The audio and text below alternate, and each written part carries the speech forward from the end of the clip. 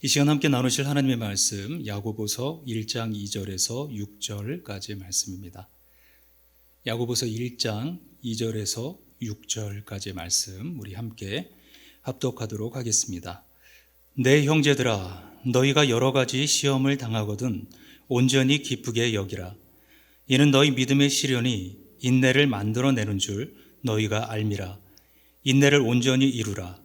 이는 너희로 온전하고 구비하여 조금도 부족함이 없게 하려 함이라. 너희 중에 누구든지 지혜가 부족하거든 모든 사람에게 후히 주시고 꾸짖지 아니하시는 하나님께 구하라. 그리하면 주시리라. 오직 믿음으로 구하고 조금도 의심하지 말라. 의심하는 자는 마치 바람에 밀려 요동하는 바다 물결 같으니. 아멘. 야고보서 1장 2절에서 6절까지의 말씀을 통해서 우리 고난을 대하는 자세라는 말씀의 제목으로 은혜 나누겠습니다.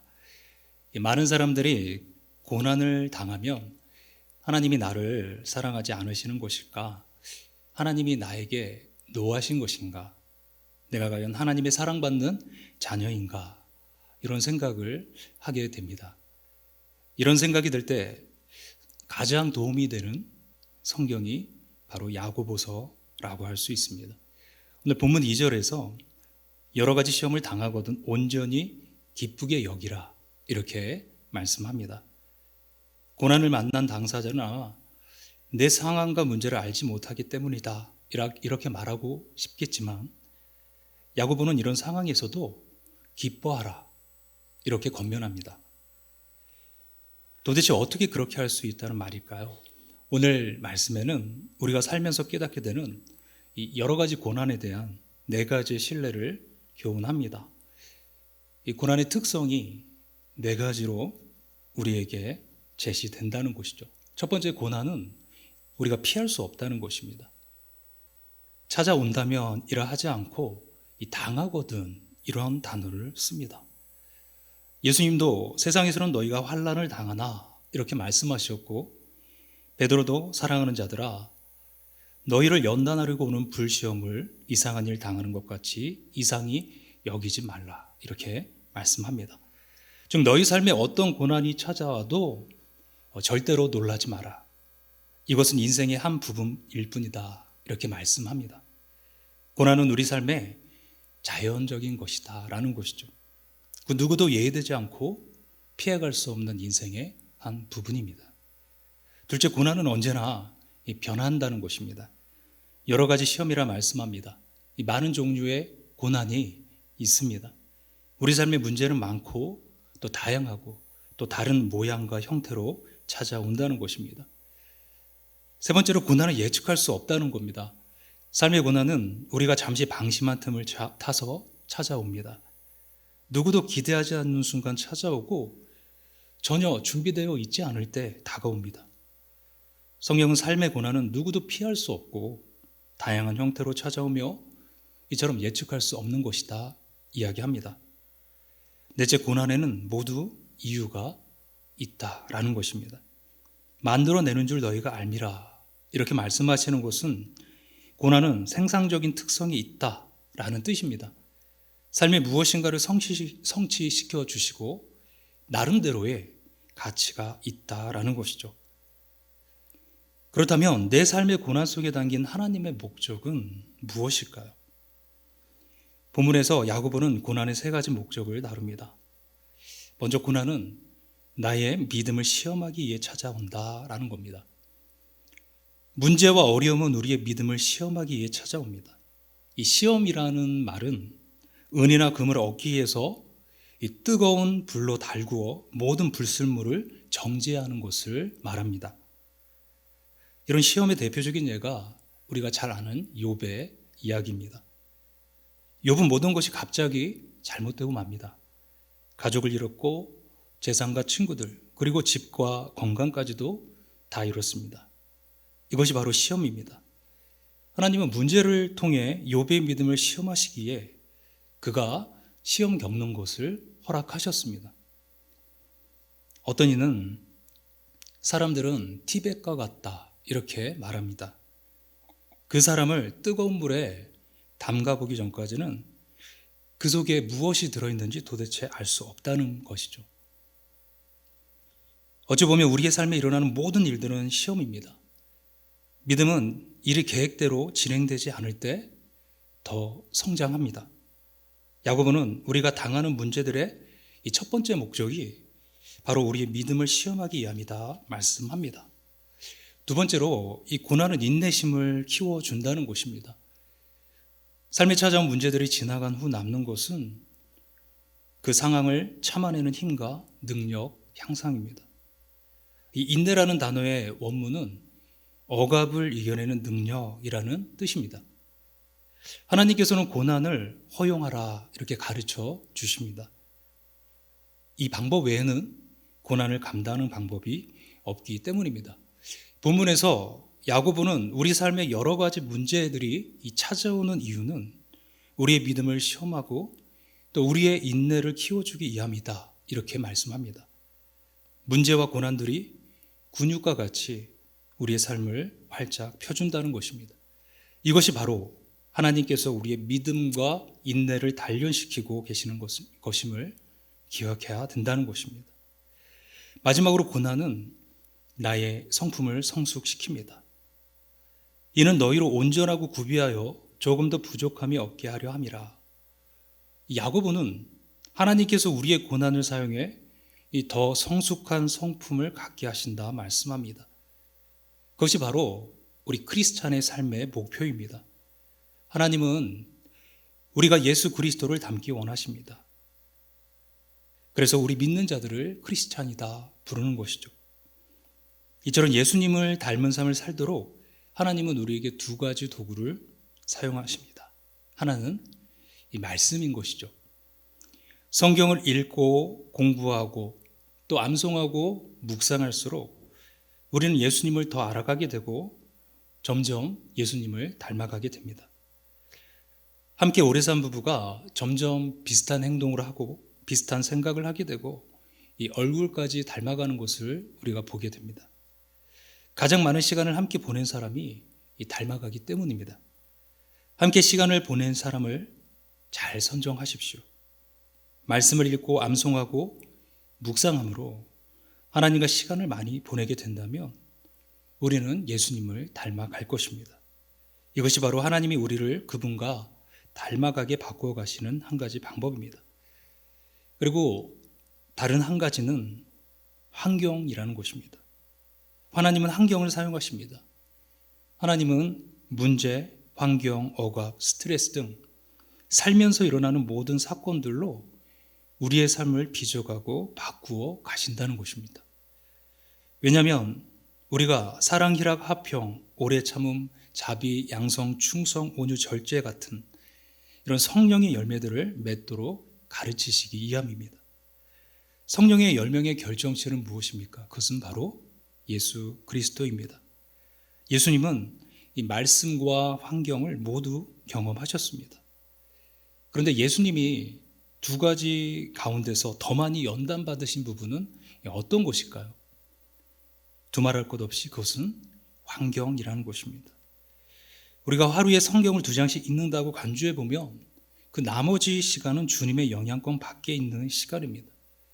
우리가 환경에 노출되어 있는 시간이 얼마나 많은지 알 수 있습니다. 따라서 하나님은 이 두 번째 환경이라는 방법을 통해서 우리를 빚어가고 성품을 만들어 가신다는 것입니다. 하나님은 물론 말씀으로도 우리를 빚어 가십니다. 그런데 우리가 말씀으로 배울 수 있는 기회가 주어졌는데도 그 기회를 놓친다면 하나님은 우리를 환경을 통해 다루실 것입니다. 때로는 교통체증이 아주 심한 곳에 방치해 두실 것이고 인내하는 것을 배우도록 긴 줄을 서서 기다리게 하실 것입니다. 우리가 성경을 읽고 말씀대로 스스로를 낮추지 않으면 하나님께서 친히 우리를 낮추실 것입니다. 어떤 것을 선택하시겠습니까? 하나님은 이렇게 문제를 사용하셔서 우리를 가르치시고 성장하도록 도우신다는 것입니다. 그러므로 우리가 이 고난에 어떻게 반응해야 할까요? 오늘 본문에 세 가지로 우리에게 말씀해 주십니다. 이 세 가지가 우리에게 꼭 필요하다고 제시하시는 것이죠. 왜냐하면 문제가 자동적으로 성장을 돕는 것이 아니라 문제를 만나서 올바른 방법으로 대처할 때 우리의 영적 성장이 이루어진다는 것입니다. 먼저는 기뻐하라 라는 것입니다. 2절에서는 온전히 기쁘게 여기라 이렇게 말씀합니다. 이 말씀은 힘들면서도 좋은 것처럼 가장하라 라는 말씀이 아닙니다. 아무 문제가 없는 것처럼 행동하고 또 거짓말하며 거짓 웃음 지으며 모든 것이 잘 되어가고 있어요, 그렇게 말하라는 것이 아닙니다. 고난으로 인해 기뻐하라는 것이 아니라 그런 상황 속에서도 기뻐할 수 있기를 배우라 라는 뜻입니다. 문제 가운데서 기뻐하라는 것이지 이 문제 때문에 기뻐하라는 것이 아닌 것이죠. 그렇다면 어떻게 문제 가운데서 기뻐할 수 있을까요? 하나님이 분명히 문제를 통해 어떤 목적을 가지고 계신다는 것을 알기 때문에 기뻐할 수 있는 것입니다. 그분은 우리의 믿음을 시험하시는 것이고 우리의 인내심을 키우고 성품을 지금 만들어가고 계시는 것입니다. 다른 악한 자가 계획한 것일지라도 주님은 그것을 사용하십니다. 원수들이 악한 의도로 만들었을지라도 하나님은 그것을 선한 의도로 바꾸십니다. 그렇기 때문에 우리는 기뻐할 수 있는 것입니다. 만약 우리가 기쁠 수 있는 상황에서만 기뻐한다면 우리는 영원히 기뻐할 수 없게 될 것입니다. 어려운 가운데서도 기뻐할 수 있는 방법을 배워야 합니다. 왜냐하면 우리는 항상 어려움을 만나게 될 것이기 때문입니다. 그것은 우리의 삶의 한 부분입니다. 결코 피할 수 없고 여러 가지 모양으로 다가오며 예견할 수 없게, 그러나 목적을 갖고 찾아옵니다. 야고보는 이 고난을 기쁘게 여기라 말합니다. 여기서 여기라는 단어가 중요합니다. 이 말은 고의적으로 생각을 품으라 라는 뜻입니다. 곧 선택하라는 것입니다. 그리스도인은 문제를 문제로 여기지 않고 그 속에 하나님의 목적이 있다고 여길 것이기 때문에 기뻐할 수 있습니다. 기뻐하느냐 아느냐는 우리의 선택입니다. 삶에 일어나는 문제들은 결코 피할 수 없습니다. 문제 자체는 피할 수 없고 우리 삶에 파고드는 것은 막을 수 없지만 그 상황을 불행하게 여기느냐 마느냐는 우리가 선택하는 것입니다. 시편 34편 1절에서 내가 여호와를 송축하며 내 입술로 항상 주를 찬양하리이다. 여기서 송축하며 라는 말은 앞으로도 내가 계속 송축할 것이다 라는 것입니다. 주님을 송축할 수 있을 것 같다 라는 말이 아니고 계속해서 송축하겠다. 이것은 스스로 기뻐하는 것을 선택하는 것입니다. 나는 하나님을 선택하기로 결정하는 것입니다. 송축하고 싶을 때만 송축한다고 하지 않고 항상 송축한다는 이야기입니다. 시편 기자는 송축하기로 선택했고 그렇게 여길 것이며 항상 그렇게 하기로 결단했다 노래합니다. 어떤 일이 일어난다 해도 말입니다. 이것이 바로 기뻐한다는 의미입니다. 둘째, 간구하라는 것입니다. 자신의 문제를 들고 나아가 하나님께 도움을 요청하는 것입니다. 그분의 지혜를 구하는 것입니다. 너희 중에 누구든지 지혜가 부족하거든 모든 사람에게 후히 주시고 꾸짖지 아니하시는 하나님께 구하라. 그리하면 주시리라. 우리는 성장할 수 있는 길을 놓치지 않고 붙잡을 수 있는 방법을 배워야 합니다. 지금 배우지 않으면 하나님께서 언젠가는 친히 우리의 성품을 만지기 위한 다른 상황을 가져오실 것이기 때문입니다. 주님, 이 순간 저에게 이런 어려움을 주셨어요 라고 하지 말고, 주님, 이 상황을 통해서 제가 무엇을 깨닫기 원하십니까? 주님, 저에게 무엇을 가르쳐 주기 원하십니까? 라고 물어야 합니다. 왜냐하면 하나님께서 지금 우리의 믿음과 인내, 성품을 만지고 계신다는 것을 우리가 이미 알고 있기 때문입니다. 마지막으로 맡기라는 것이죠. 조금도 의심하지 말라. 6절에서 말씀합니다. 하나님께서 어떤 것이 최고로 좋은 것인지 다 아신다는 부분에는 우리의 이견이 없을 것입니다.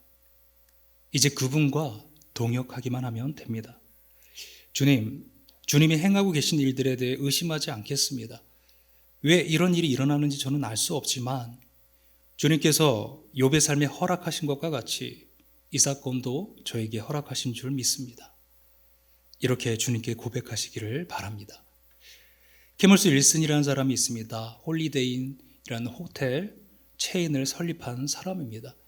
그 사람은 그 호텔을 미국 전역에 지었죠. 그리고 아주 역동적인 이 크리스천으로 알려져 있습니다. 그가 자신에게 있었던 고난에 대하여 해상하며 이야기한 적이 있습니다.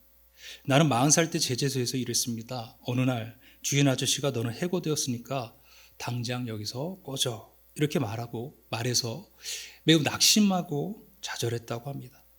세상이 나를 함몰시키고 있다는 느낌이 들었습니다. 그때는 불경기였기 때문에 나와 아내는 제재소에서 받는 작은 월급이라도 꼭 필요했습니다. 집으로 돌아가 아내와 의논하고 건축 사업을 하기로 결정했습니다. 저희 첫 번째 모험은 작은 2개의 건물을 시공하는 것이었습니다. 그리고 5년이 지나서 저는 엄청난 성공을 거두었습니다. 그때 나를 해고했던 사람을 만난다면 아주 깊은 감사를 표하고 싶습니다.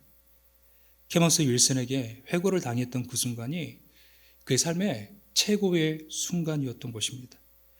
그때는 내가 왜 해고당했는지 도무지 이해할 수가 없었어요. 그러나 나중에 깨달은 것은 나를 그분의 섭리 가운데 들여고 하신 하나님의 정확한 계획하심이었다는 것이죠. 하나님께서는 그분의 섭리 앞에 모든 힘을 빼고 맡기라고 말씀합니다. 오늘 본문에서는 오직 믿음으로 구하고 조금도 의심하지 말라. 의심하는 자는 마치 바람에 밀려 요동하는 바닷물결 같으니 말씀합니다. 하나님이 여러분의 삶 속에 일하고 계신 것에 대해 의심하지 마십시오. 하나님은 절대 우리를 떠나지 않으십니다. 항상 함께 하십니다. 우리가 성장할 수 있도록 지금도 돕고 계십니다. 앞에서 말한 것처럼 고난은 여러 가지 모양으로 다가옵니다. 여러 가지 시험이라는 말과 모든 종류라는 말은 바꾸어도 되는 말입니다. 베드로전서 4장 10절에서는 하나님의 여러 가지 은혜라고 표현합니다. 여러 가지 은혜가 있는 것처럼 여러 가지 문제도 있습니다. 여러 가지 모양의 시험이 있는 것처럼 이 여러 가지 은혜가 우리에게 분명히 있음을 알아야 한다는 것이죠. 우리가 갖는 모든 모양의 문제들에 하나님은 그 문제에 맞는 모양의 은혜로 해결해 주신다는 것입니다. 그러므로 문제를 만나면 모든 힘을 빼고 하나님께 맡기십시오. 주님이 여러분을 도와주실 것을 믿고 또 그 믿음으로 나아가시기를 주님의 이름으로 축원합니다. 함께 기도하겠습니다. 살아계신 하나님 아버지 감사합니다.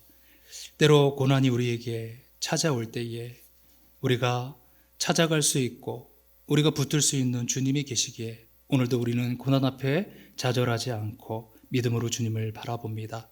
오늘 주님 앞에 온전히 기뻐함으로 기도함으로 맡김으로 주님 앞에 이 고난 가운데서 승리할 수 있는 우리 모든 주의 자녀들 될 수 있도록 도와주시옵소서. 감사드리며 예수님의 이름으로 기도합니다. 아멘.